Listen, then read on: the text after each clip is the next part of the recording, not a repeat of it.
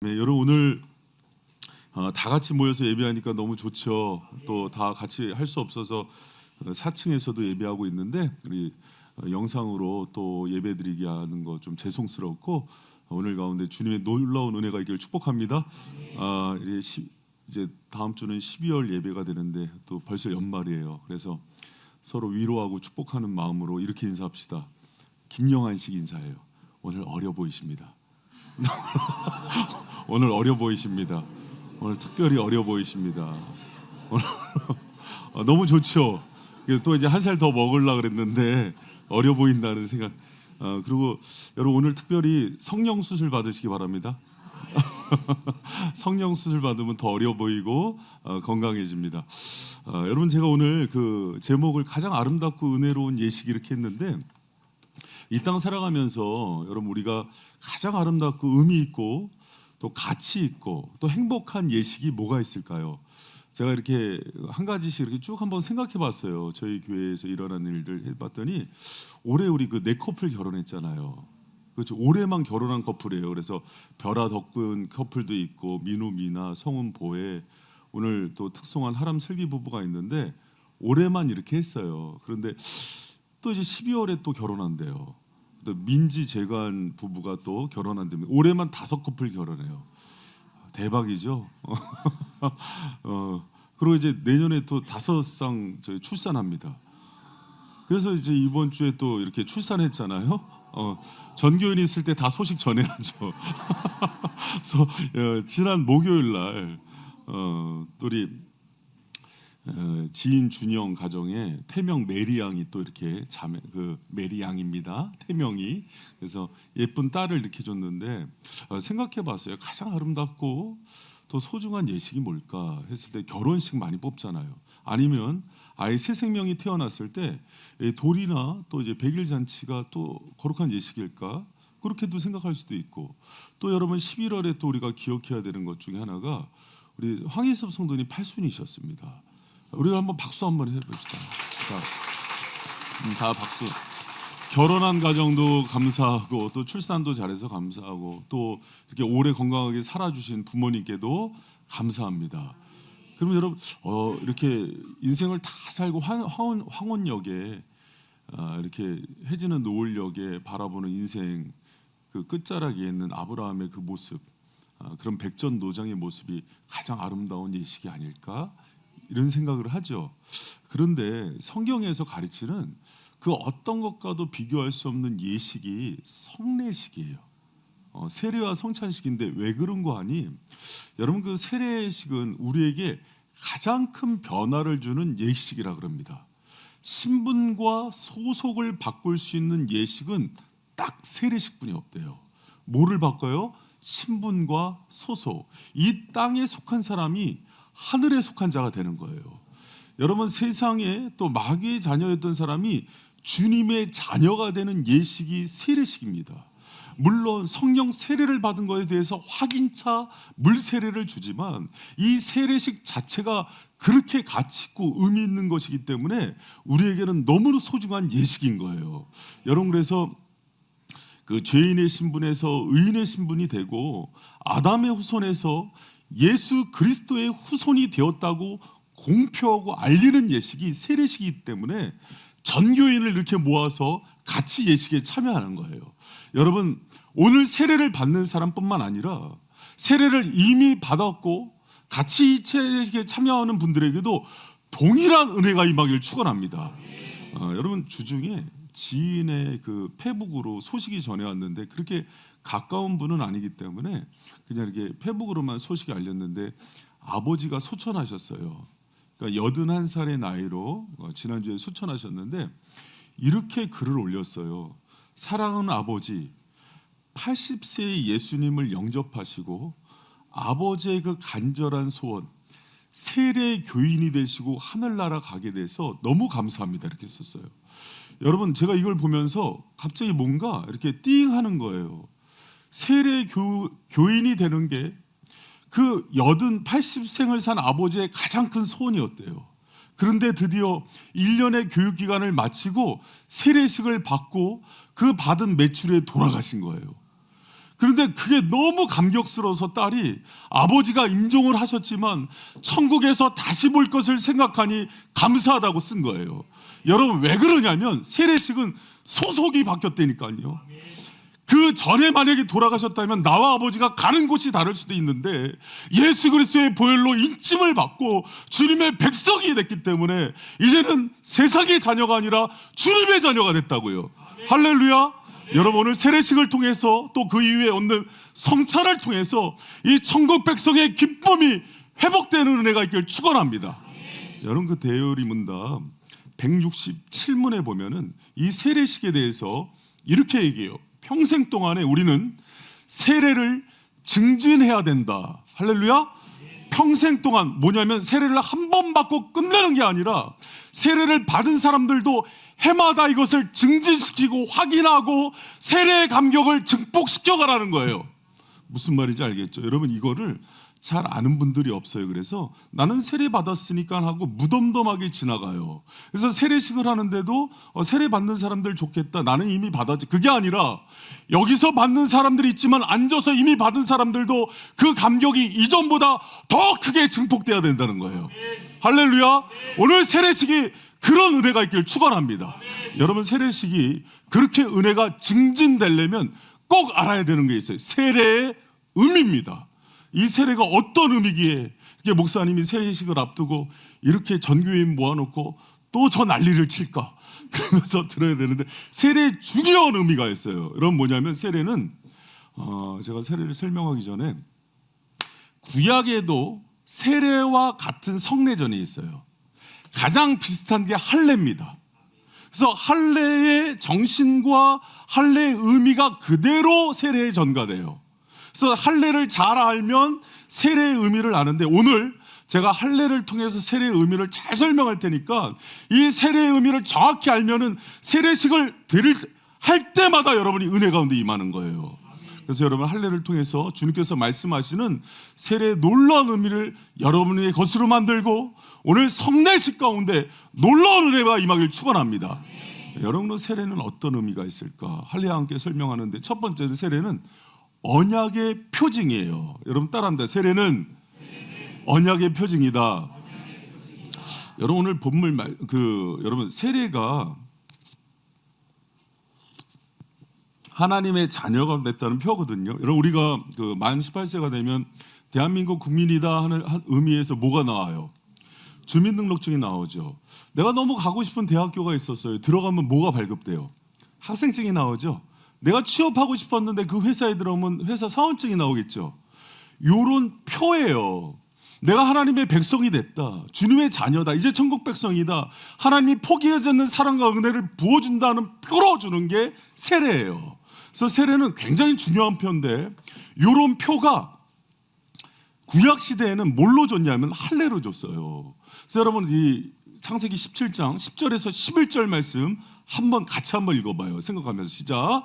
너희 중 남자는 다 할례를 이것이 나와 너희와 너희 후손 사이에 지킬 내 언약이 너희는 양피를 베어라 이것이 나와 너희 사이 언약의 표 하나님의 언약을 맺으면서 너는 내 백성이게 되고 나는 너의 하나님이 될 거야 하는 표를 주는 거에 잊지 말라고 그 표를 할례를 줘요. 할례가 뭔지 알죠? 남자의 생식기를 잘라내는 거예요. 과거에는 의술도 발달되지 않았다고요. 왜 그 고통을 주냐? 영원히 잊지 말라는 거예요.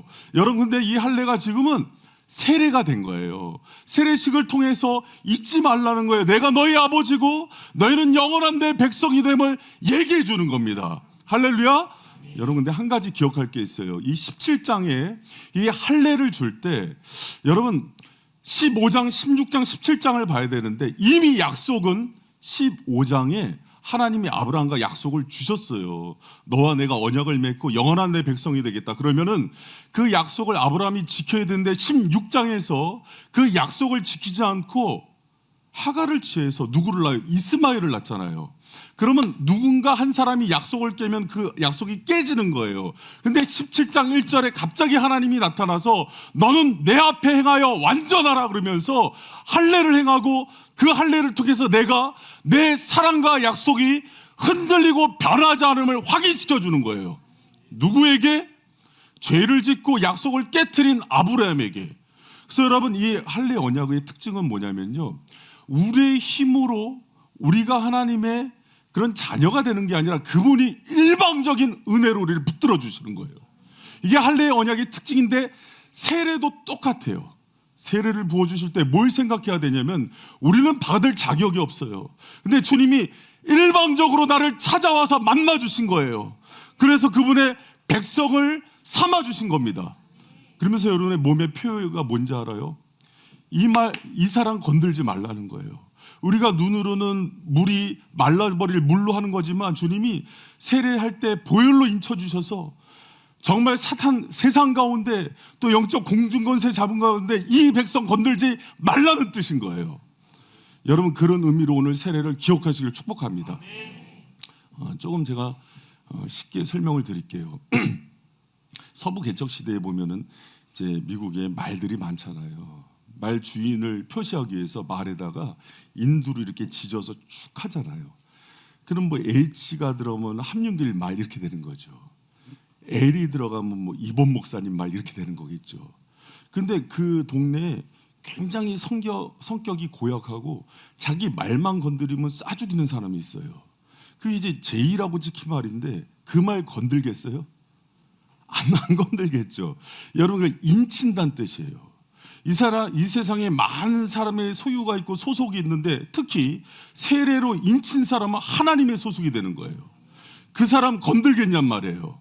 못 건드는 거예요. 여러분, 제가 더 오늘 그 결혼한 부부들도 많이 왔으니까 더 쉽게 얘기를 할게요. 조폭 중에 전국에서 가장 험악한 조폭이 있는 거예요. 근데 이 조폭은 반지를 나눠 끼지 않고 몸에다가 문신으로 사랑하는 사람 이름을 썼어요. 근데 그 몸에 보니까 이름이 이슬기라고 써 있는 거예요. 오늘 특송한. 그럼 하람 형제, 이 사람 건들면 죽는 거야. 그러니까 자기가 몸에다가 이슬기 쓴 이유는 내 거라고 쓴 거예요. 그러면 하람 형제가 그럼에도 불구하고 프로포즈를 하고 결혼을 하겠어요? 지금은 한다고 대답을 해야 되는 거예요. 근데 이제 결혼 10년 차 이상을 물어봐야 되는데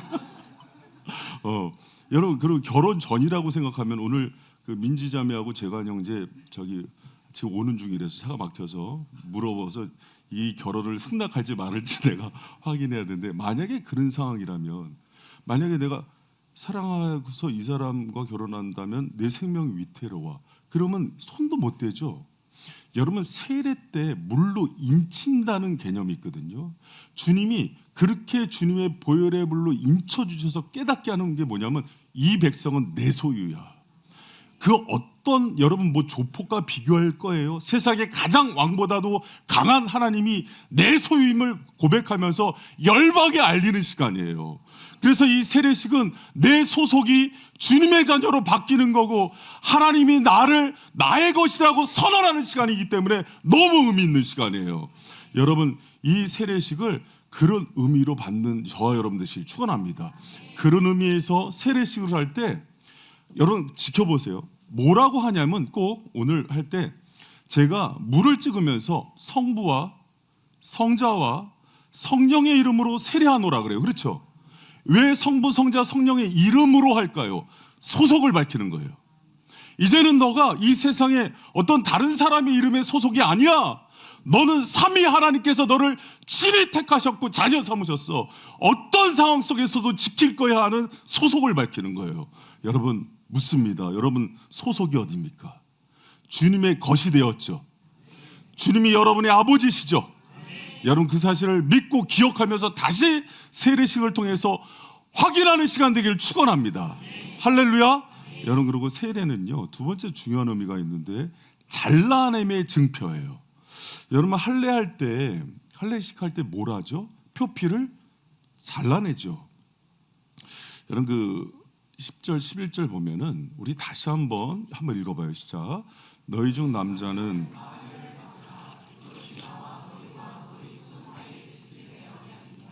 너희는 양패를 베어라. 이것이 여기서 이제 강조하는 게, 할례 언약에 있어서 중요한 게 표피를 잘라내라는 거예요. 근데 이 잘라낸다는 의미가 뭐냐면은, 표피를 잘라냄으로 깨닫게 해주고 싶은 게 있어서 그런 거예요. 여러분, 아브라함의 모든 죄악과 연약을 주님이 잘라내시고 친히 담당하신다는 의미예요. 그리고 우리의 죄악을 잘라내시고 정결케 하신다는 의미입니다. 여러분, 다시 제가 그 15장서부터 얘기를 해볼게요. 자, 아브라함과 언약을 맺는데 짐승을 쪼개고 언약을 맺는 두 사람이 짐승 사이로 지나가면서 언약을 어기면 이 짐승처럼 죽는다고 선언을 하죠. 16장에서 하나님께서 정한 사례와 결혼해서 동침해서 애를 낳았어야 되는데 그 약속을 어기고 첩을 두고 이스마엘을 낳죠. 약속을 어겼죠. 16장에서. 그러면 약속대로 하려면 아브라함은 어떻게 해야 됩니까? 죽여야죠. 그럼 17장에 나타나서 하나님께서 아브라함에게 뭘 해야 돼요? 베야죠. 뭐를? 아브라함의 목을 죽여야 돼요. 근데 하나님이 죽이지 않아요. 15장 언약을 보면 하나님이 아브라함과 함께 지나가지 않고 아브라함을 가수면 상태에 빠지고 혼자 지나가요. 그래서 아브라함아, 이 언약은 네가 지킬 수 없기 때문에 네가 어기면 내가 책임지는 언약임을 알려준 게 15장의 베리트 언약이에요.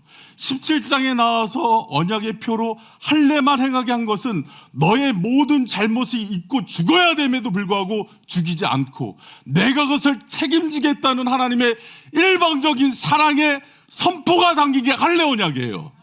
세례는 그 정신을 받아내요. 그래서 여러분 봐요. 세례식 때 성부와 성자와 성령의 이름과 함께 뭘로 줍니까? 물로 줘요. 물은 예수 그리스도의 보혈을 상징해요. 이 보혈로 우리의 모든 죄를 씻는 거예요. 우리가 과거, 현재, 미래 모든 죄악이 있어도 그리스도의 보혈이 우리를 깨끗게 해요. 할렐루야. 그 사실을 보는 거예요. 여러분, 그래서 세례식을 할 때 할례의 깊은 정신을 돌아보면서 하나님이 이 언약 가운데 우리를 부르셨다는 걸 기억하셔야 돼요.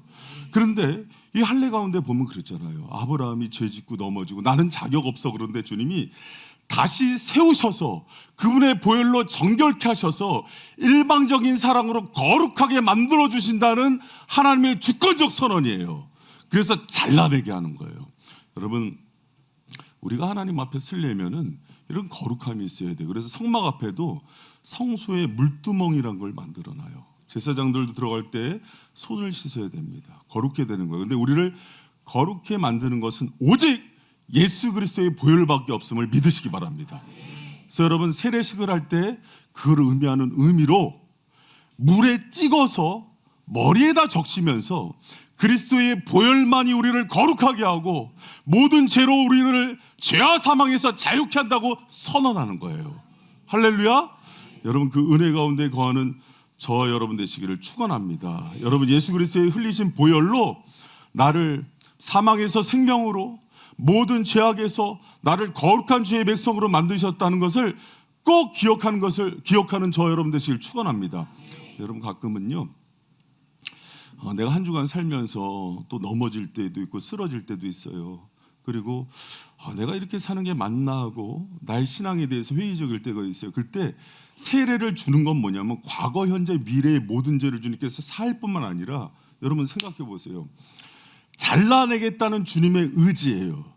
너희들이 지금은 부족하고 연약한 부분이 있지만 예수 그리스도의 보혈의 공로와 성령의 인치심으로 그 연약함을 극복하게 해주시고 동이 서에서 먼 것처럼 모든 죄악들을 잘라주시겠다는 의지예요.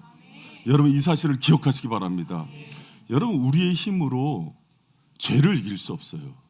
오직 예수 그리스도의 보혈의 능력만이 죄로부터 끊을 수 있는 힘을 주시는 거예요.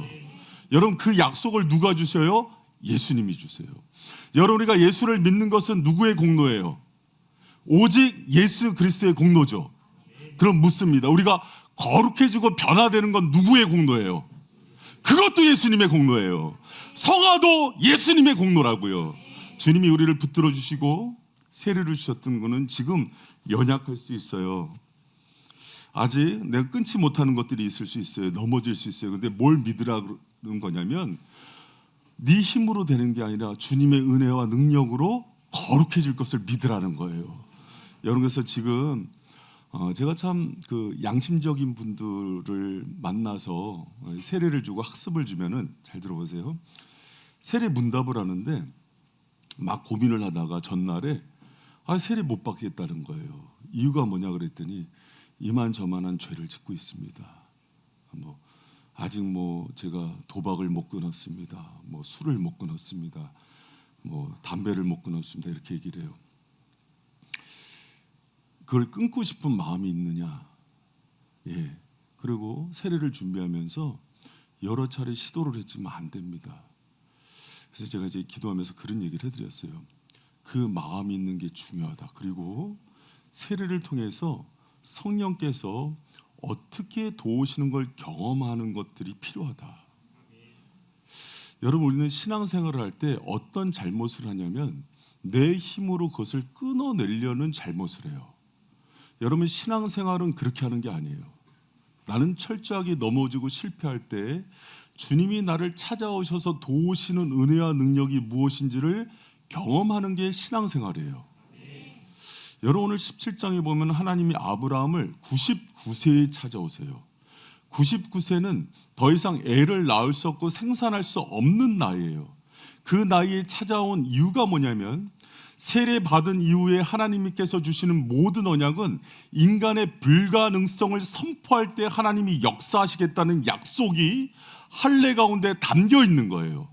세례는 무엇이냐면 앞으로 세례받은 사람의 인생이 우리의 힘으로 되어지지 않는다는 거예요. 그리고 하나님께서 세례받은 이후에 무엇을 공부시키고 학습시키겠다는 결단이냐면, 너희 인생의 99세의 그 시기에 내가 역사하고 돕는 은혜를 경험하게 될 것을 얘기해 주시는 거예요. 여러분 가운데 이 세례식을 통해서 하나님께서 그분의 의지와 결단이 무엇인지를 받는 은혜의 세례식 되기를 축원합니다. 그래서 여러분, 그런 의미에서 세례식은 피할 수 없는 은혜의 증표라 그래요. 여러분 따라합니다. 피할 수 없는 은혜의 증표다. 여러분, 이 세례식을 하면서 한 가지 재밌는 규례를 줘요. 뭐냐면, 이 할례를 행하는데 난지 며칠 만에 할례를 행하래요?